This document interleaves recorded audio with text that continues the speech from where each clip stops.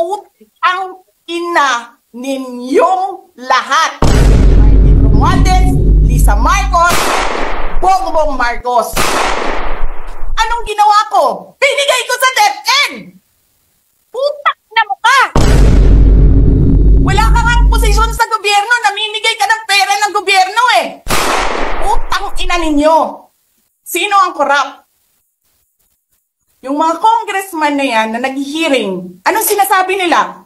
Pagkatapos, pag na-off na ang mic, pag wala ng media, pasensya na kayo ha. Kailangan kasi namin ng pera. Mag-eleksyon na kasi. Lisa Marcos, naalala mo, nagpadala ka sa akin ng video? Sinabihan mo ako saan kukunin ang pera. Pinakita mo ang muka ng tao doon sa video message mo. Hi, Nikki. This is she's been working with us for the longest time. We trust her. You sent me written instructions about money. Millions a month. Anong nakalagay doon sa envelope? DepEd! Anong ginawa ko? Binigay ko sa DepEd! Putak na mukha!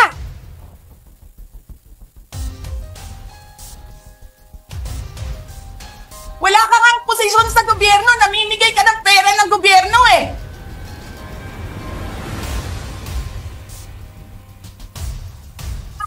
Sisirain nyo yung tangal ng mga kasama ko sa Office of the Vice President. Sasabihin nyo sa mga tao, nakaw yan, confidential funds yan. Niwala nga kayong isang proof na confidential funds yan.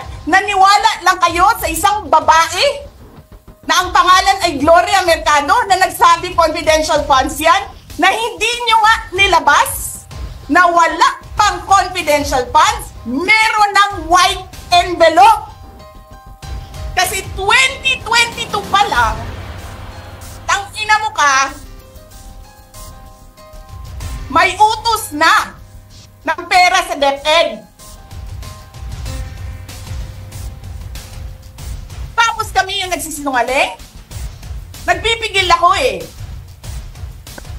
Kasi gusto ko lang magtrabaho. Gusto ko lang tapusin nyo na yung show ninyo dyan sa House of Representatives para makabalik na kami sa trabaho namin.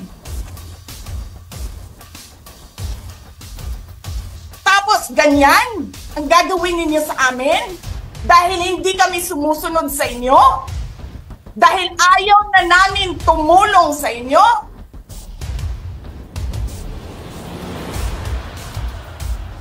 Ganito gagawin ninyo?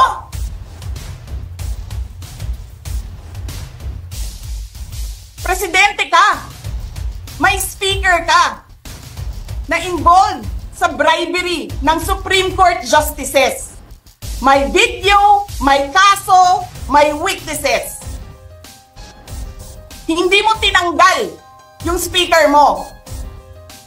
Pinabayaan mo siya abusuhin ang pera ng bayan. Paikot-ikot sa buong bansa, namimigay ng pera na para bang kanya yung pera.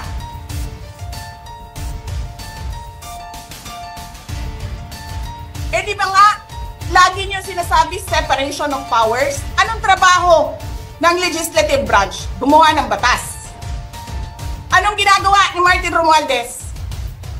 Nagdidirect ng DSWD, namimigay ng ayuda,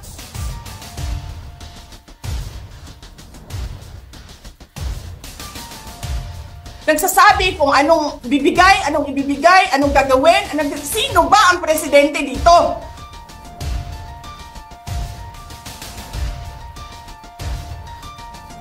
Alam nyo, alam namin, mali ang ginagawa ninyo.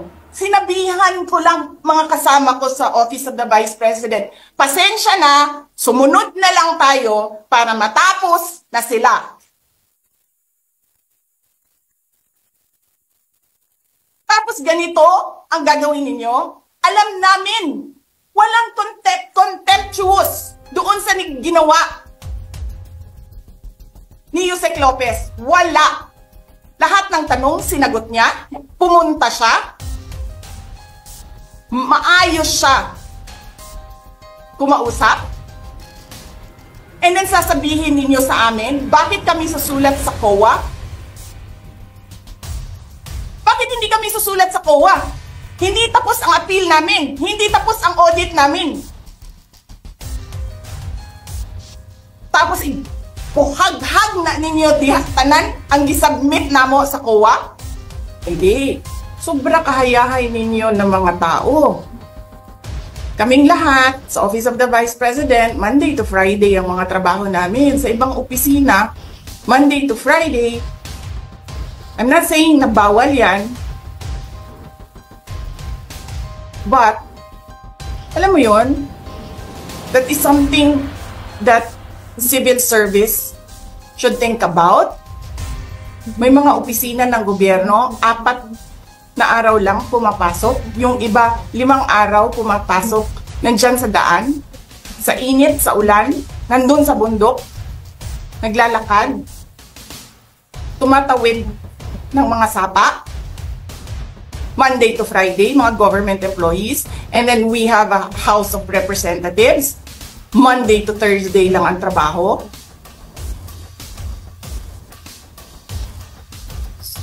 The civil service should rethink that. Ganyan. So anyway, wala sila. Wala silang trabaho. So hinahanap ko, where is this special doon sa order? Where is this special committee meeting that happened? Because they need the permission of the majority leader and the speaker. Kasi nga, walang trabaho eh. So kailangan nila ng permission. Walang nakalagay doon. So how is that a legal order? Tapos nakalagay pa sa second order nila, I violated security regulations when I visited. Before ako pumupunta dito, pinapaklear ko yung oras ko. 11 to 1, 4 to 5. Anong security violations ang dinayolate ko dito sa loob? They allow other visitors to come in here. Pero ako, sinabihan ako kanina, hindi ka pwede bumisita dyan sa loob. Doon kayo sa visitor center. Ililipat namin. And then I said no. Sabi ko, sinabi ni Secretary Chua, through that lawyer, I think Attorney Agnes, I don't know if I remember the name correctly right now, na yes, she can visit subject to the guidelines of the detention center. And so anong ginawa ko mali? Basta na lang ba ganun? Sasabihin nyo, I violated security regulations. Ano yun? Wala naman ako 2 baril. Nung sinabi sa akin na hindi ako pwede pumasok, nag-antay ako. Alam mo, binibigyan ko pa ng pasensya yan si Taas ba yan? Kanina eh. Ngayon hindi na. Nagsinungaling pa siya. Na I refused daw to leave last night when I did not even know na pinapaalis ako. Ang sinabi lang sa akin, papatayin ang kuryente. Which I said, okay lang. Kasi may flashlight naman ako. Hindi ko naman kailangan ng kuryente. Tapos kanina, sa media, pinapalabas nila na I locked myself doon sa kwarto. Of course, nag-lock ako kasi natutulog na ako.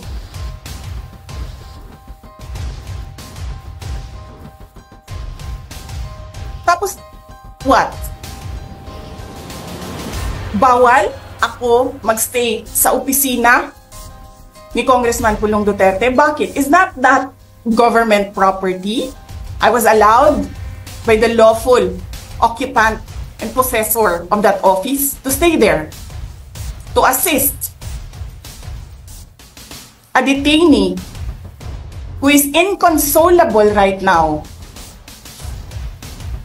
na hindi mo na alam kung yung sakit niya sa likod is a heart attack o ano, kasi hindi nila pinapapasok yung doktor. 'Di ba? So yes, hinahanap ko kanina. Sabi ko, where is this permission from the speaker na meron kayong committee hearing kanina in the dead of the night to give an order na i-commit doon sa correctional facility? And where is the rule that says kapag may violation sa detention facility ay ililipat sa correctional facility? Ano yun? You make rules as you go along? Ano yun? Di ba dapat sa demokrasya, there's a rule of law? And then they make rules as they go along? Kung ano lang, whatever pleases the speaker, get her out of the House of Representatives kasi hindi siya dapat nandiyan. Bakit? Pag may-ari niyo ba itong compound na ito? And then sasabihin pa nila sa akin na there is a threat to my life inside the batasang pambansa? Why is there a threat to my life? This is the most secured facility because nandito lahat ng mga spoiled brat sa ating bansa. Tapos, sasabihin pa nila, well, pabigat ka sa amin kasi kailangan namin dagdagan ang security mo. Bakit? Trabaho ba nila magbantay sa akin? Eh di ba trabaho ng BPSPG yon? Na may I just say, binabawasan nila ng binabawasan araw-araw? Na as if this office is not the second highest office in this country, and only because umalis ako sa administration? Kailan ba nagsimula yung atake nila? Alalahanin nyo. Diba? After ako nag-resign sa DepEd? Kailan ba nagsimula yung pambabastos nila? Last year. After that meeting with the Makabayan Black and Martin Romualdez. They started destroying my name, pummeling me in the media with a multi-million PR campaign. Pinastos pa nila ako ng mga pagsisinungaling nila na kesyo taksil, kesyo korap, abusado. Putang ina ninyo! Sino ang korap? Yung mga congressman na yan na nag-hearing, anong sinasabi nila? Pagkatapos, pag na-off na ang mic, pag wala ng media, pasensya na kayo ha. Kailangan kasi namin ng pera. Mag-i-eleksyon na kasi. Tabi kay Sara ha. Hindi ko naman gusto tong ginagawa ko eh. Eh putang ina, hindi mo pala gusto ginagawa mo eh. Bakit mo sinisira pangalan ko? Joel Chua.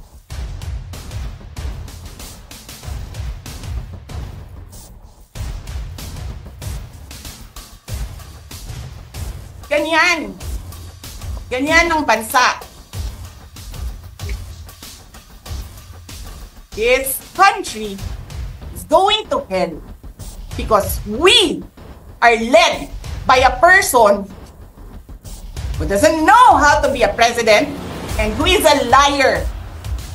Alam nyo anong pruweba ko na sinungaling siya? Tinanong ko, dalawang businessman. Matagal na sa negosyo ng bigas. Because I was concerned. This is a campaign promise. 20 pesos na kilo ng bigas. And so, I really sat down and talked to a businessman. Sabi ko, sabihin mo sa akin kung magagawa ba yung 20 pesos. Sabi niya, hindi. Napaka-imposibleng gawin yan. Because more than 20 pesos ang cost. Paano ka magbenta ng palugi? So tinanong ko, nagsinungaling ba siya nung sinabi niya? And then he said outright, yes. It's either he did not know what he was talking about, that's so incompetent, or he was lying through his teeth to get the votes of people. Putang ina ninyong lahat. Martin Romualdez, Lisa Marcos, Bongbong Marcos.